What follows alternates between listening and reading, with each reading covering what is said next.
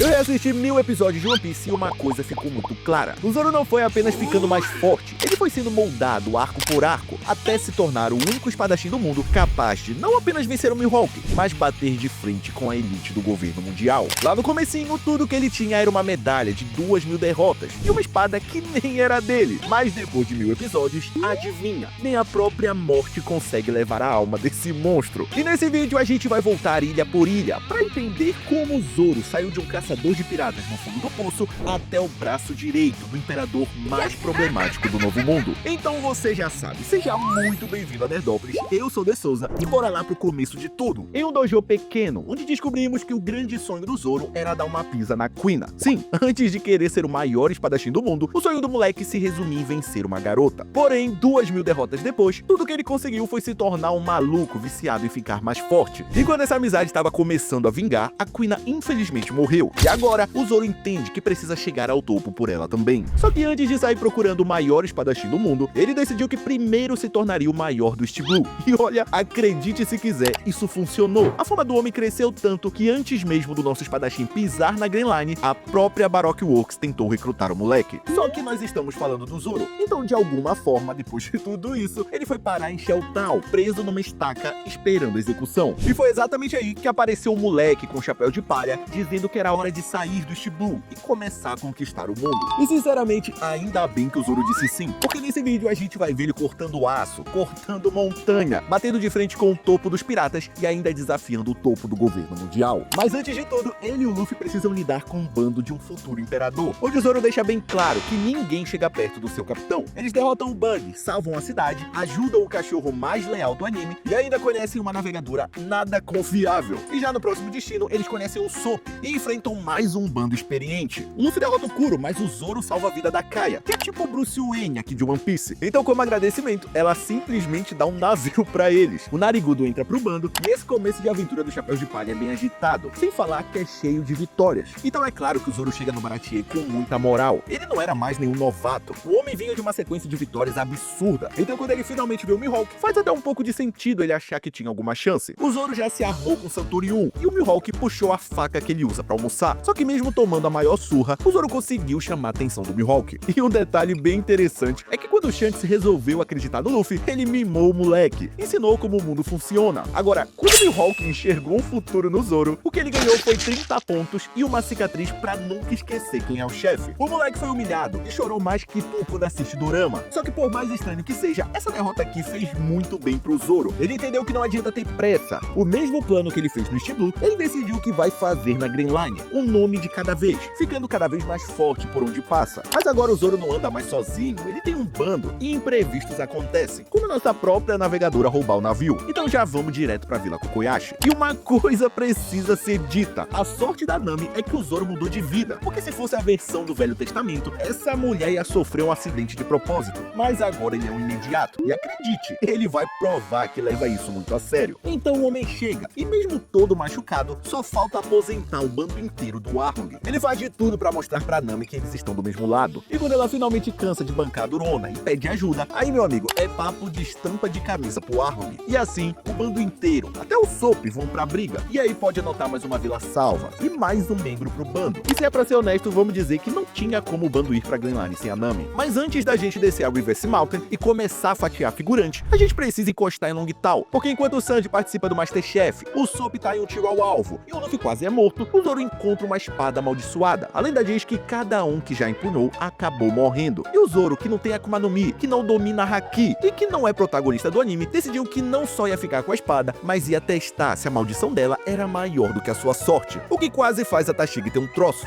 Mas de alguma forma isso deu bom. E agora sim, meus amigos, nós temos as nossas 3 espadas. A Wadent Mode, que carrega a alma da Kuina, a Kitetsu, que quase arranca o nosso braço, e a Bayashiri, que o dono da loja deu pra nós porque o Zoro farmou uma aura. Então sim, estamos prontos. E é bem aqui, antes da gente de fato colocar os pés na Grand Line, que a gente tem o nosso primeiro checkpoint. O nosso espadachim começa a jornada com nada além de uma espada doada. Mas a cada ilha, a cada alvo abatido, ele foi ganhando fama pelo East Blue. Ele enfrentou marinheiros corruptos, ajudou a libertar cidades inteiras e não só bateu de frente com o maior espadachim do mundo, como ganhou o respeito dele. Sem falar que junto com o bando, acabou com anos de tirania dos homens peixe. É, meus amigos, não é à toa que o Zoro já era conhecido e procurado por organizações na Grand Line. E o mais incrível é que tudo isso aqui não é nada comparado com o que ainda vamos ver nesse vídeo. O Zoro ainda vai participar de uma guerra contra o governo, de uma rebelião em Dressrosa, e o nosso espadachim ainda vai ajudar a salvar a terra dos samurais. Tudo isso enquanto relaxa com a mulher mais linda da ilha. Só que antes de toda essa confusão, chegou a hora da gente ir pra Grand Line, porque lá o jogo é outro. E o Zoro chega com sangue nos olhos, meus amigos. O foco aqui é superar os limites. E assim que a gente chega em Whiskey Peak, uma cidade hospitaleira que adora piratas, o que claro, não é nada suspeito. Aqui, os agentes da Baroque Works recebiam os piratas como heróis, faziam festa, e quando todo mundo caía bêbado, eles farmavam em cima dos trouxas. E claro, o nosso bando caiu nisso, mas não o Zoro. O homem teve a patocha de fingir que tava caindo de porre, só pra aparecer na frente da lua, igual ao Itachi farmando aura. E aí, meus amigos, o Zorão mandou 100 caçadores de base, e quando a Miss Wednesday era a próxima, ela resolveu conversar. A mulher contou tudo: princesa, guerra, crocodilo. E então, o Luffy, que não gosta de dormir sem estar envolvido em algum tipo de problema, perdoa a Vivi e decide ajudar. Só que a Baroque Works não aprendeu a lição, e lá em Hero Garden eles voltam. Só que dessa vez, quem se aposentou foi o Mr. Five, que teve a infeliz ideia de ameaçar o Soap na frente do Zoro. O nosso espadachim sai das chamas endiabrado e fatia o Mr. Five numa cena muito top, mostrando que quando é pra defender seus companheiros, o homem é capaz de tudo. Mas vamos seguir pra Ilha de Drum, porque toda essa mudança de clima fez a Nami pegar uma virose. E aqui a gente não apenas recruta o nosso médico, mas o Zoro ganha um filho. Sim, meus amigos, quem carrega o Chopper é o Zoro, quem acalma ele quando chora é o Zoro. Até quem dá banho nessa rena falante é o nosso espadachim. Então aqui, o Zoro ganhou um dos seus companheiros mais importantes, e também um dos que ele mais vai precisar, já que esse homem vive à beira da morte. E agora sim, o próximo destino é Alabasta. O Luffy tá atrás do Mr. Zero, e o Zoro precisa lidar com o Mr. One. O Bones podia transformar o corpo inteiro em aço, ou seja, qualquer golpe podia ser fatal. E que luta meus amigos. Pensa numa pisa que o Zoro leva. O homem chega à beira da morte, o que convenhamos é até padrão para esse personagem. Mas quando tudo parecia perdido, nós temos eles, os clássicos e poderosos flashbacks, onde o Zoro lembra dos seus companheiros e decide que não pode deixar eles na mão. E é aí que o nosso espadachim desperta a habilidade de ouvir a respiração dos elementos. E assim, ele finalmente consegue cortar o aço. E depois de derrotar o Crocodile, salvar a cidade de ser explodida, comer o banquete e ser extorquido pela Nami, o bando finalmente sai de Alabasta com uma nova companheira, que o Zoro decide que vai ficar de olho. E agora a gente sobe até Skypiea. Eu acho que apesar de não trazer grandes lutas pro nosso imediato, é um dos mais importantes na jornada do Zoro. E você já vai entender o porquê. Aqui é onde o Enel machuca Robin, uma das coisas que vamos ver que o Zoro mais odeia que façam. Ele perde completamente a cabeça e parte pra cima do orelhudo, como se ele tivesse pegado a última garrafa de saquê. Só que mais uma vez o Zoro percebe que ele ainda não é forte o suficiente. E é aí que tá o problema, meus amigos. Porque antes, quando ele perdia pra Kuina, o Zoro podia simplesmente levantar no outro dia e tentar de novo. Mas aqui, perder significa ver uma companheira morrer sem poder fazer nada. Ele jurou pro Luffy que não iria mais perder, só que o homem perdeu. Ele teve que ficar parado vendo o Luffy resolver tudo, sabendo que não foi capaz de proteger quem estava do seu lado. E o interessante é que a partir daqui nós vamos perceber que ficar mais forte deixa de ser apenas sobre o Mihawk. Agora, o objetivo é ser forte o suficiente para cuidar de todos do bando. Então vamos voltar pro mar, porque agora o Zoro não tá apenas correndo atrás de um sonho, ele tá carregando uma responsabilidade bem grande. E o Water 7 vai levar isso ao limite, porque, meus amigos, tá começando o fim de semana mais problemático da vida do Zoro. O bando que sempre pareceu um grupo de amigos inseparáveis começou a rachar. O Going Merry chegou no limite e eles precisam de outro navio para continuar avançando na Grand Line. O problema é que dizer isso em voz alta é o mesmo que bater na mãe do Usopp. O Narigudo chega a sair do bando e enquanto ele tá apanhando pro Luffy, o Zoro precisa ver tudo desmoronar ao mesmo tempo. O navio que levou eles tão longe, o companheiro desafiando o próprio capitão e aquela mulher que ele prometeu que ficaria de olho lá em Alabasta acabou de ser levada pelo sistema mais poderoso do mundo. Só que tem um detalhe interessante. Lá no contrato de trabalho do Chapéu de Palha, diz que se algum deles correr perigo de vida, todos devem esquecer os problemas e ir ajudar. E é exatamente isso que acontece. Todos eles frente a frente com o governo mundial. E aí começa a porrada. O Sandy bate num cachorro. O Chopper fica mais estressado que minha mãe quando via minhas notas. O Luffy tá gastando tempo de vida para derrotar o Lute. E o Zoro precisa lutar contra uma girafa espadachim. Porém, quando o Buster Call foi acionado e todo mundo tava só o bagaço, o Merry, não me pergunte como, surge pra salvar o bando inteiro. Só que isso foi o limite dele. Teve tanta choradeira no velório que o Soap finalmente entendeu que todo mundo tava sofrendo e percebeu que talvez tenha exagerado. Mas calma, porque o velório foi na sexta e no sábado a gente conhece o Sunny, o navio que é capaz de fazer qualquer coisa. O Luffy e o Soap acabam se perdoando, mas não antes do Zoro dar um esporro em todo mundo e dizer que se essa bagunça acontecer de novo, vai ser ele quem vai resolver com cada um. Afinal, ninguém ali tá brincando de ser pirata. E agora assim, depois de deixar o bando inteiro pianinho, a gente pode ir pra Thriller Bark, onde as coisas vão ficar muito piores. Aqui a gente conhece o Brook, um esqueleto vivo, que conta que tem um cara mau que pegou a sombra dele e que é protegido por um espadachim lendário que ele nunca consegue vencer. E aí, meu amigo, isso é música pros ouvidos do Zoro. Quando os dois se encontram, até parece que os dois têm o mesmo nível de força. E toda vez que o Ryuma quase mata o nosso imediato, o Zoro solta um risinho de psicopata. No fim, o Zoro manda um golpe muito louco no ar e consegue matar um cara que já estava morto. Mas depois de uma noite inteira lutando sem descanso, quando o bando finalmente derrota o Moria, o Kuma, que estava escondido esperando o momento perfeito para assustar todo mundo, simplesmente chega e diz que a farra do Luffy acabou. E aqui, meus amigos, é onde o anime nos mostra que esse espadachim não é mais o mesmo. Quando ele encontra o Luffy pela primeira vez, ele disse que viveria apenas pelo seu sonho, mas depois de ajudar o capitão a parar guerras, depois de ver o Mary ir embora, depois de ir até o fim do mundo para trazer a Robin de volta, o Zoro finalmente entendeu que para ele não tem nada mais importante do que esse bando. E foi assim que naquele dia, o homem que jurou nunca desistir do seu sonho abriu mão de tudo para que o Luffy pudesse alcançar o dele. Mas calma, não se preocupa com o bando. Afinal, graças ao sacrifício do Zoro, eles estão agora indo para Sabaody, onde as coisas vão piorar ainda mais. Assim que eles chegam na ilha, todo mundo fica em choque. O Zoro já tinha ajudado a derrubar 2 Chichibukais. Ele já tinha partido para cima de um deus. E semana passada, ele estava declarando guerra contra o governo. Mas Sabaody é a ilha que mostra pro bando como realmente o mundo funciona. Eles veem como tem pessoas que são intocáveis, que escravizam povos e se divertem com isso. Sim, meus amigos, o Zoro conhece os dragões celestiais. Que verdade seja dita, se o Luffy não tivesse dado um soco no San Carlos, o Zoro teria fatiado ele. Só que tem um problema. Por mais que esses gordinhos sejam diabo na terra, se você encostar em um deles, um almirante surge da natureza e faz você virar camisa de saudade. E os Chapéus de Palha só saíram vivos do último embate porque o Zoro quase foi pra Skypiea. Então acredite, eles não estão prontos pro Kizaru. Eles levaram meia hora pra destruir um pacifista e ficaram só o bagaço. E aí, do nada, surge o homem. Ele podia matar todo mundo, mas adivinha quem ele escolhe? Sim, o Roronoa azarado Zoro. Se não fosse o Rayleigh, meu amigo, o vídeo acabava aqui. O Zoro mal se recuperou de Thriller Bark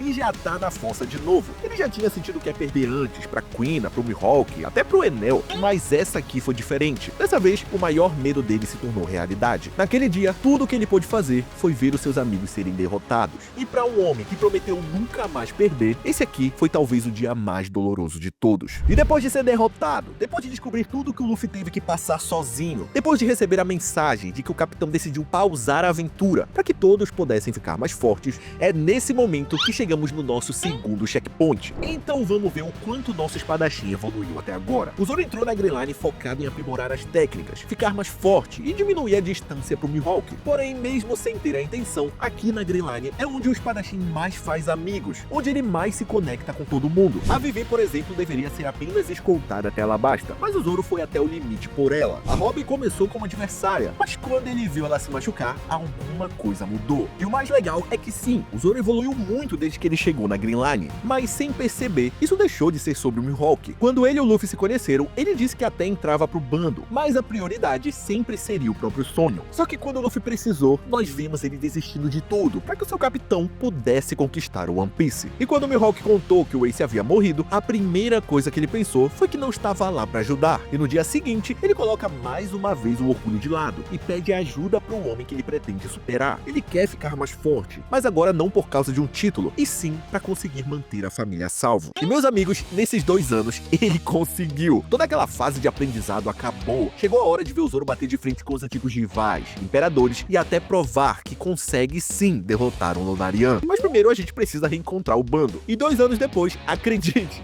uma das coisas que mais me impressionou foi o Zoro ser o primeiro a chegar em Sabaody. E um detalhe bem interessante que deixa esse reencontro muito melhor é em como Oda faz questão de mostrar como os pacifistas não são mais uma ameaça pro bando, o que já dá aquela sensação de que os moleques podem fazer qualquer coisa. Só que é na ilha dos Fishmen que todo mundo mostra que aprendeu. O Sanji tá mandando passinho no ar, o Chopper agora aprendeu a controlar o Hulk. O Luffy então, a gente não precisa nem comentar, mas o Zoro, meus amigos, esse aí esqueceu que não é protagonista. O cara pegou o vilão do arco e derrota sem respirar. E aqui, meus amigos, cometeram o erro de tentar machucar a Robin. Só que agora, o homem tá com shape de gorila e olhar de John Wick. Então depois de vencer a batalha, comprar briga com uma imperatriz e descobrir que a garota que chorou o arco inteiro é a grande arma ancestral Poseidon, a gente pode finalmente voltar pra superfície. E meus amigos, o que o Zoro apanhou na Green Line, ele vai bater no novo mundo. E assim que chegamos em Punk Hazard, a gente descobre que o homem tá meio diferente. Enquanto o Sanji prefere morrer ao encostar em uma mulher, essa aqui é a cara do Zoro segundos antes de fatiar a Monet. Nem ela acreditou na frieza do homem. Mas tirando isso, o importante dessa ilha é fazer aliança com LOL, capturar o Caesar e partir pra Dressrosa, pra derrubar mais um Shichibukai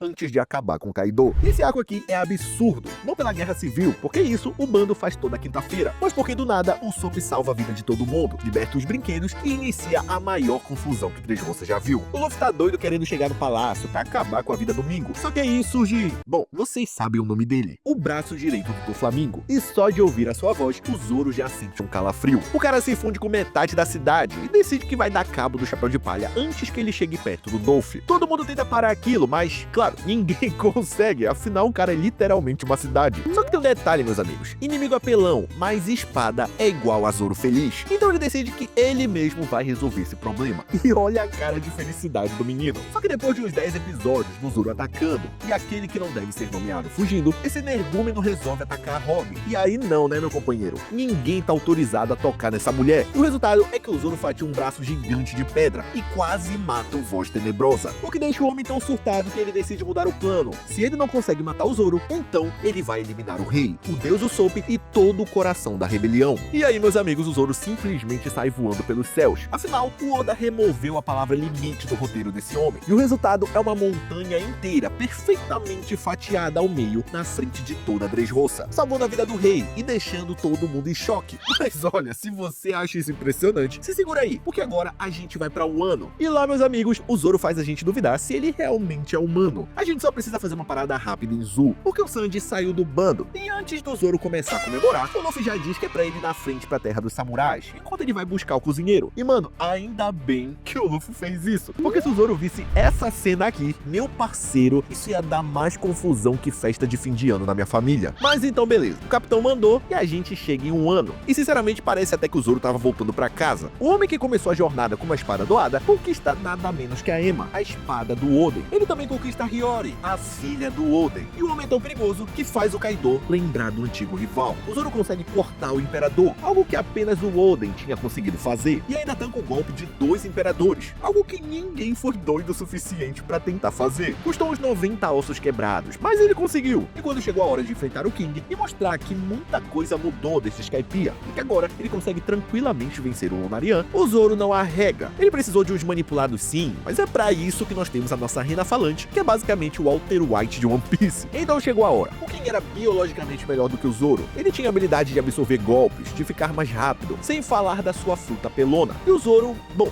o Zoro tinha 2.000 derrotas pra Kuina, tinha a cicatriz que o Mihawk deixou, o desespero que ele sentiu lá em Sabaody e, claro, a culpa de não ter conseguido ajudar o Luffy. O King era superior em tudo, acostumado a vencer, mas o Zoro sabia exatamente o que custaria perder. E foi por isso que, mesmo contra todas as chances, o nosso espadachim conseguiu cortar o imediato dos Piratas Fera, o que levou ele tão no limite que até a morte achou que estava na hora de buscar o Zoro. Mas não, meus amigos, ele tem uma promessa pra cumprir e um bando pra proteger. E assim, a gente consegue não apenas salvar o Wano, mas sair vivo de lá. E antes da gente chegar no nosso último checkpoint, a gente precisa ir pra Egghead, onde o Zoro entende de uma vez por todas que ele chegou no topo, o braço direito de um imperador que só nesse arco encarou os serafins com tranquilidade, deixou o loot de xereca, meus amigos. O Zoro queria tanto matar o tigrinho que o Jinbe teve que carregar ele embora, e no caminho ele ainda salvou o bando de um Gorosei. Tudo isso no mesmo dia. O moleque que o Mihawk humilhou com uma faquinha de sobremesa tá agora batendo de frente com o mais alto escalão do governo mundial. E assim, meus amigos, não tem como. A gente finalmente chega no nosso último checkpoint. De tanto perder pra Kuina, o Zoro descobriu cedo que pra chegar no topo, ele teria que ralar dobrado. Ele carrega a espada dela até hoje. E foi com essa espada que ele cortou o aço pela primeira vez. Foi com ela que ele fatiou uma montanha e conseguiu ferir o imperador. O caçador de piratas, que achava que sozinho conquistaria o mundo, se tornou o membro mais leal do bando. Aquele que abriria a mão de tudo pelos seus companheiros. Ele precisou passar pelo inferno da Green Line pra finalmente estar à altura da promessa que fez pra Queen e pro Luffy. No começo ele perseguia um título e tudo o que importava era vencer um certo alguém. Só que durante a jornada, quanto mais ele e o bando se tornavam uma família, as prioridades iam mudando. E, meus amigos, foi exatamente isso que transformou ele de um pirata promissor do East Blue até um homem digno de derrotar o maior espadachim do mundo. Mas enquanto o Zoro não ganha esse título, eu fiz esse vídeo aqui sobre os títulos mais estranhos de One Piece. E acredite, só tem coisa absurda. E o Zoro tá lá disputando 2 categorias. Então já clica aí que eu tenho certeza que você vai gostar. Eu espero demais que você tenha se divertido. E não esquece, eu sou De Souza e muito obrigado por vir a Nerdópolis.